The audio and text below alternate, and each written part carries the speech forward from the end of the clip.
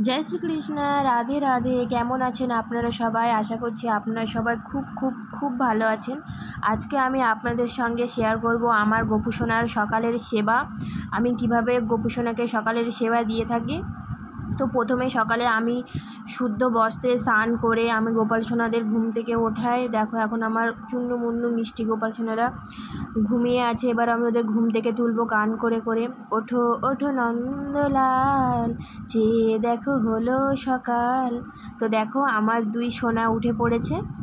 তো এবার আমি ওদের একটু জল খাইয়ে দেব।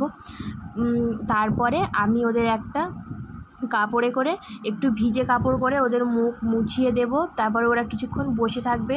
তারপরে আমি ওদেরকে স্নান করিয়ে দেব। তো তোমরা কি গোপাল সোনার স্নানের পুরো ভিডিও দেখতে চাও? তাহলে অবশ্যই আমাকে কমেন্ট করো। তো দেখো আমি আমার দুই গোপাল সোনাকে মুখ মুছিয়ে দিয়েছি। আর এখানে আমি কিছু ফুল তুলেছি। এগুলো হলো সব আমাদের গাছেরই ফুল। এটা টগর ফুল। তো তোমরা হয়তো জেনেই থাকবে, নতুন করে বলার কিছু নেই। এবার আমি তুলসী পাতা সহযোগে আমি আমার গোপাল সোনাকে স্নান করিয়ে দেব।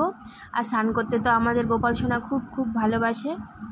আর মনে রাখবেন, তুলসী পাতা ছাড়াই কিন্তু গোপাল সোনার ভোগ নিবেদন অসম্পূর্ণ থেকে যায়। তো তুলসী পাতা সহযোগে ভোগ নিবেদন করবেন।